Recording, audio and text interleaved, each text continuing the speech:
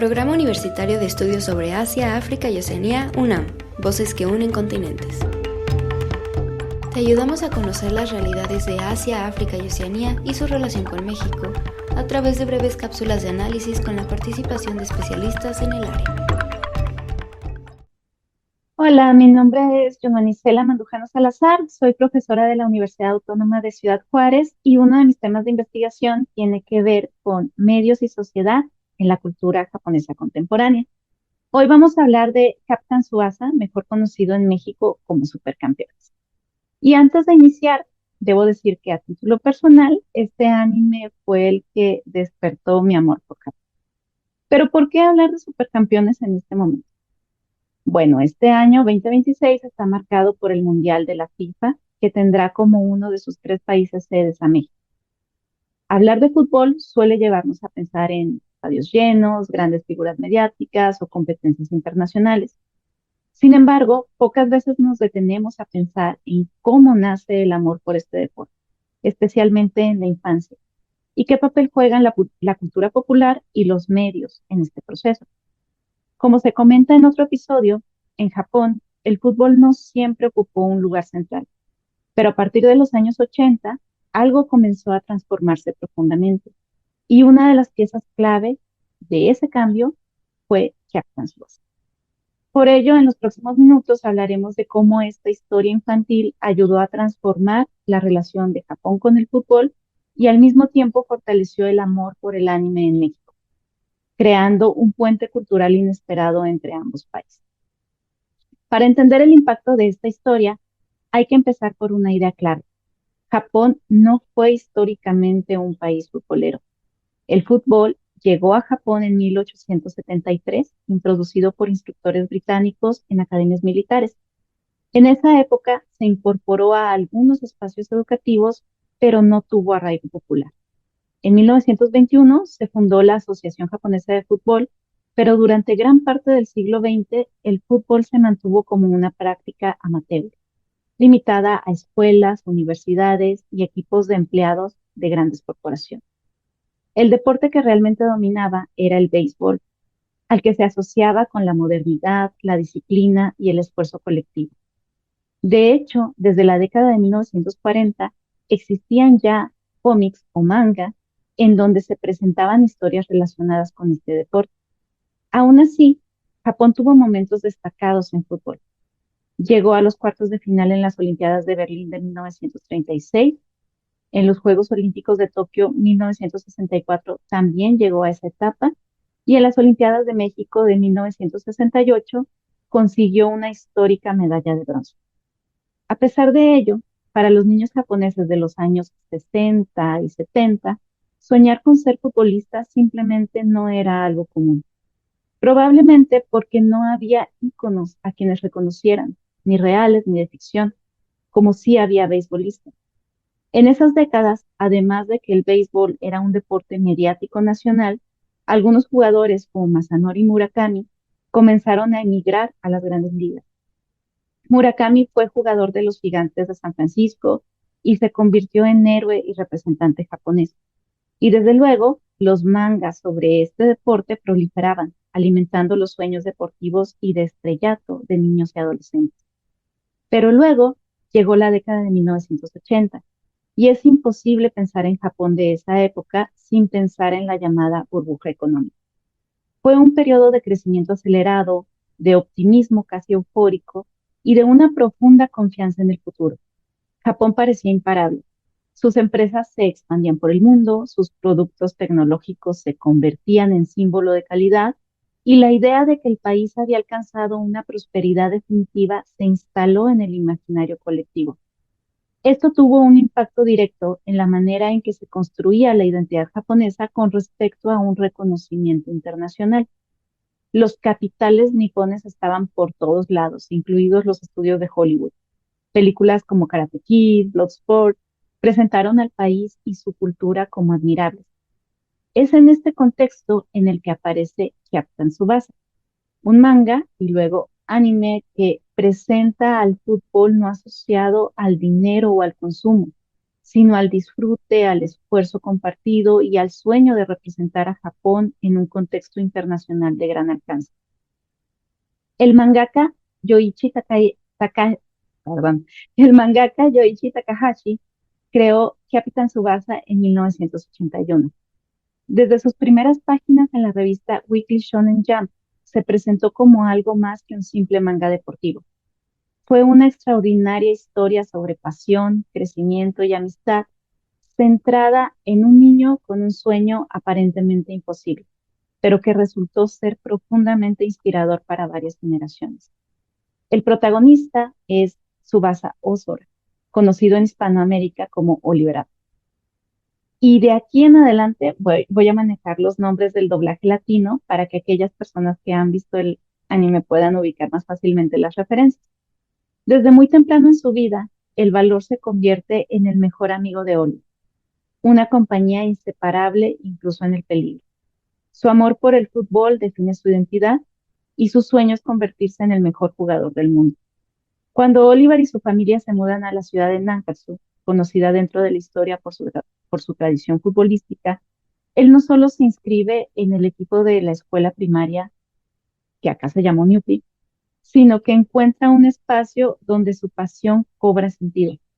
Allí conoce a compañeros y rivales que se convierten en sus amigos y que comparten un sueño. Benji Price, Tomisaki, Bruce Harper y sus eternos rivales como Steve Hyuga o Richard Tex-Tex que lo impulsan a superarse. La estructura narrativa del manga de la saga original sigue el crecimiento de Oliver y de sus amigos desde su niñez hasta los torneos nacionales de primaria y secundaria, e incluso enfrentamientos internacionales sub-16 que los llevan a representar a su país a Europa. Lo que hizo único a Captain Tsubasa frente a otras historias deportivas fue la forma en que narraba los partidos, no como simples encuentros, sino como batallas llenas de técnica, estrategia, imaginación, pero también mucho drama. Las jugadas espectaculares, los frecuentes tiros imposibles y momentos de tensión extrema convertían cada partido en un evento épico. Esta concepción elevó el fútbol de una disciplina física a una aventura, en donde cada gol y cada parada definían la voluntad de los personajes. El impacto de la historia fue inmediato. El manga fue muy popular y en 1983 se adaptó a la versión animada, que es la versión que una década después llegaría a México. Esta historia original cubría hasta el campeonato de secundaria y transformó el fútbol en un sueño colectivo para toda una generación de niños en Japón. De acuerdo con la Asociación Japonesa de Fútbol, en la década de 1980, la práctica infantil aumentó con cientos de niños inscribiéndose en clubes escolares y ligas juveniles.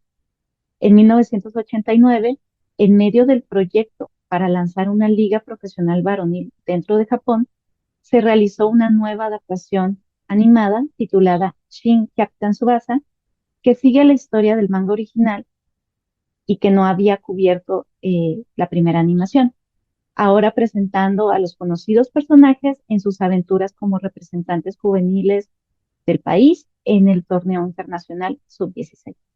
Estas historias llegarían a América Latina en la forma de OVAs. En 1993 se inauguró la J-League como un proyecto cultural, nacional y comunitario a la vez, con clubes que estaban ligados a identidades locales, pero también a grandes empresas japonesas. Esta liga era además parte del proyecto que buscaba despertar el ánimo futbolero dentro de la sociedad en miras a hospedar el Mundial de la FIFA en 2002. En esta intención, Captain Tsubasa ya era una historia muy popular, por lo que no podía quedarse fuera. En 1994, una nueva saga del manga llamada World Jug presentó a los personajes originales, ya algunos en clubes extranjeros, como seleccionados nacionales, rumbo a un mundial y a una Copa Asiática. El anime también fue relanzado ese año con una estética más pulida y con el título Captain Tsubasa J. ¿Coincidencia esa J? Pues difícilmente. Sin duda había una relación con la J-League y la idea de un seleccionado nacional. Esta versión del anime consta de la historia original más la adaptación del manga en la versión World Jump. hasta donde se ve a la selección japonesa preparándose para competir en un mundial juvenil. Estas versiones sirvieron de catalizadores simbólicos para que las generaciones jóvenes japonesas pudieran imaginar el fútbol como un futuro posible y deseable. Comenzaron a aparecer jugadores de la liga que mencionaban haber sido inspirados por Capitán Tsubasa para convertirse en futbolistas. Por otro lado, conforme la J-League se consolidó, la selección japonesa pudo competir a nivel regional y llegó por primera vez a un mundial en 1998, generando un gran impacto en el país. Por primera vez, la gente japonesa veía en televisión abierta las dimensiones de un mundial de fútbol y lo que era ver a su seleccionado competir en él. También algunas primeras figuras estaban emigrando. En 1994, Kazuyoshi Miura migró del Verdy Kawasaki al Génova de la Serie A, siendo el primer jugador japonés en jugar en una liga europea mayor. En 1998 le siguió Hidetoshi Nakata, que jugó en el Perugia y después en la Roma, y aunque no tuvieron demasiado éxito como figuras individuales dentro de sus clubes, sí fueron ejemplos a seguir, demostrando que era posible para los jugadores japoneses llegar a competir en Europa. A inicios de los años 2000, Japón se encontraba ante un momento histórico. Por primera vez sería anfitrión de la Copa Mundial de la FIFA junto con Corea del Sur. El fútbol japonés ya no era una promesa, ya contaba con una liga profesional que se estaba consolidando y con una selección nacional competitiva a nivel regional, además de una generación de jóvenes que había crecido ya soñando con, con el balón de fútbol. En este contexto apareció Captain Tsubasa Road to 2002, una saga en versión manga y animada que no solo continuaba la historia de Oliver y de sus amigos, sino que dialogaba directamente con el presente y el futuro del fútbol japonés.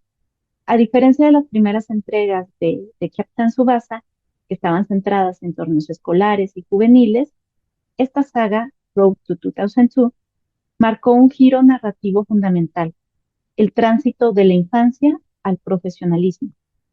Los chicos dejaron atrás los campos escolares y se enfrentaron al fútbol real, duro y competitivo del extranjero. La llegada de Oliver al Barcelona, de Benji al Hamburgo o de Steve a la Juventus no son presentadas como un triunfo inmediato, sino como un proceso de adaptación, sacrificio, incluso sufrimiento por el menosprecio de los europeos, pero sobre todo de aprendizaje constante para el futbolista japonés. Y cada uno encarna un tipo de desafío: la disciplina extrema, la rudeza física, la marginalidad o la soledad del migrante deportivo. Esto hacía eco a las experiencias de Miura y de Nakata en la vida real. Además, esta historia reforzó una idea central del proyecto futbolístico japonés: el éxito no se construye desde el talento individual solamente, sino desde la constancia, desde la adaptación cultural y el trabajo en equipo. El talento innato es importante, pero el éxito depende de aprender otras formas de jugar, de entrenar y de convivir. Y este mensaje armonizaba con el discurso institucional tanto de la J-League como de la Asociación Japonesa de Fútbol en esos años.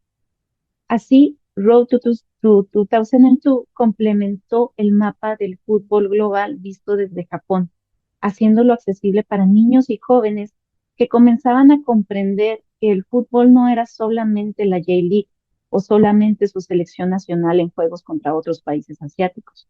Y este punto es clave. Mientras Japón se preparaba para recibir al mundo, esta saga mostraba a sus personajes enfrentándose al fútbol europeo, el corazón del fútbol global. Y el mensaje era claro: para competir en el escenario mundial, Japón debía salir, aprender, medirse con los mejores y regresar transformado. La experiencia internacional dejaba de ser ya una fantasía para convertirse en una necesidad para los jugadores japoneses. La elección del título en este caso pues es evidente. Conectó explícitamente la narrativa con el calendario real del fútbol internacional. De hecho, la transmisión original en Japón, en televisión abierta, fue del verano de 2001 al verano de 2002, justo antes de que comenzara el Mundial. Para el público infantil y juvenil japonés, la Copa del Mundo ya no era algo que ocurría en otros países. Estaba por suceder en casa, con estadios nuevos, con infraestructura moderna y con una selección nacional que necesitaba apoyo simbólico. En este sentido, la serie preparó a las nuevas generaciones para comprender qué significaba competir, recibir visitantes extranjeros y verse reflejados en un evento global. El fútbol dejó de ser solo aspiración y pasó a ser una responsabilidad colectiva, representar bien a Japón ante el mundo. Así, Capitán Tsubasa no fue solamente una secuela más, sino que fue una pieza cultural estratégicamente situada en un momento clave de la historia deportiva japonesa. Acompañó, explicó y emocionó a una sociedad que se preparaba para hospedar la Copa Mundial, transformando un evento deportivo en la culminación simbólica de un sueño iniciado décadas atrás, cuando un niño japonés decidió que su mejor amigo iba a ser el balón. Para la década de 2010, ya con 30 años apoyando el amor al fútbol, el legado cultural de Capitán Tsubasa era tal vez que varios estadios de fútbol de salón fueron llamados Capitán Tsubasa y varias estatuas de los personajes se pusieron en parques en Tokio, de donde es originario el creador Takahashi. También él y la Asociación Japonesa de Fútbol ya tenían una colaboración muy estrecha y los personajes de la serie ya formaban parte de campañas oficiales para promover el fútbol en distintos contextos. Y en los mangas se hacían menciones de la asociación y de la J-League y de otras categorías. Un nuevo reboot del anime original, con un diseño ya adaptado a la época, con personajes con celulares, por ejemplo, se transmitió entre la primavera de 2018 y la de 2019, justo al tiempo de la preparación y participación de Japón en la Copa Mundial de Rusia. Y en octubre de 2023, rumbo a la participación de la selección sub-23 en las Olimpiadas de París 2024, se transmitió un reboot del torneo internacional sub-16. Así, Captain Tsubasa ha sido pieza clave en la generación de una pasión futbolera en su país durante momentos clave por ya más de 4 décadas. Y ahora crucemos al Pacífico. Y en esta parte hablaré también desde la experiencia personal. En México, Supercampeones llegó con fuerza a inicios de los años 90, en plena expansión del anime en televisión abierta y en el contexto de la celebración del Mundial FIFA 1994 que se celebró en Estados Unidos. México ya era un país futbolero y había sido sede del Mundial en 1986, pero para la primavera de 1994, Supercampeones aportó algo distinto, una épica emocional, sobre todo para infancias y adolescencias que estábamos viviendo uno de nuestros primeros mundiales de forma consciente. Y es que Supercampeones fue transmitido entre semana por Televisa, por las tardes a las 7:30, con una audiencia de jóvenes principalmente. Y así, quienes teníamos, digamos, entre 8 y 16 años en ese momento, fuimos atrapados por las aventuras de otros niños que jugaban partidos interminables, realizaban tiros imposibles y vivían el fútbol con una pasión que despertó en muchos el amor por el fútbol. Oliver Atom, Benji Price, Steve Huga se convirtieron en referentes culturales de esa generación de adolescentes. Muchos coleccionamos un álbum de estampitas con escenas del anime. Y sin planearlo, quizá, Supercampeones se convirtió también en una de las primeras ventanas masivas hacia Japón en México. En 1992 había llegado ya Caballeros del Zodiaco a Imevisión, después TV Azteca, con gran éxito. Y en 1994, además de Supercampeones, se reestrenó también Dragon Ball. Y bueno, se desataría el primer boom del anime con cada vez más títulos en los próximos años. Pero volvamos a Supercampeones. El fútbol se convirtió en un lenguaje común entre Japón y México. En Capitán Tsubasa, Brasil y Argentina aparecen como ideales, reflejando el lugar simbólico de América Latina en el imaginario japonés. Y México, aunque en menor medida, forma parte de ese universo futbolero admirado. Con el tiempo, los partidos reales entre Japón y México han generado una simpatía mutua. Para muchos aficionados mexicanos, apoyar a Japón también es un gesto de nostalgia. un recuerdo de la infancia frente al televisor viendo animación japonesa. Y hemos tenido varios encuentros importantes a diferentes niveles. En las Olimpiadas de Londres de 2012, México y Japón se enfrentaron en semifinales, con victoria de México. En esa ocasión, México ganó la medalla de oro frente a Brasil y gran parte de los aficionados japoneses, luego de ser derrotados, apoyaron al Tri. En Tokio 2020, en el partido por la medalla de bronce, se volvieron a enfrentar ambas selecciones, de nuevo ganando México en casa de su rival. Pero aún así, la afición local se comportó con gran estoicismo y respeto. Y apenas hace unos meses, en noviembre de 2025, en el Mundial de Qatar Sub-17, fue noticia la gran amistad de las selecciones de ambos países fuera de la cancha. En este Mundial 2026, Japón jugará al menos un partido en territorio mexicano y seguramente la afición mexicana apoyará con cariño a los Samurai Blue, el apodo del seleccionado nipón. Y de esta forma, Capitán Tsubasa es un ejemplo claro de soft power, cómo la cultura popular transforma prácticas, aspiraciones y vínculos, tanto nacionales como internacionales. Capitán Tsubasa ayudó a Japón a enamorarse del fútbol y a México a enamorarse un poco más de su sociedad y su animación, construyendo un puente cultural que sigue hasta el día de hoy. Muchas gracias por escuchar. Podcast dirigido y producido por el Programa Universitario de Estudios sobre Asia, África y Oceanía de la UNAM. Dirección académica, Alicia Girón. Dirección ejecutiva y técnica, José Luis Maya. Producción técnica, Gabriela Gallegos y Michelle Volantín.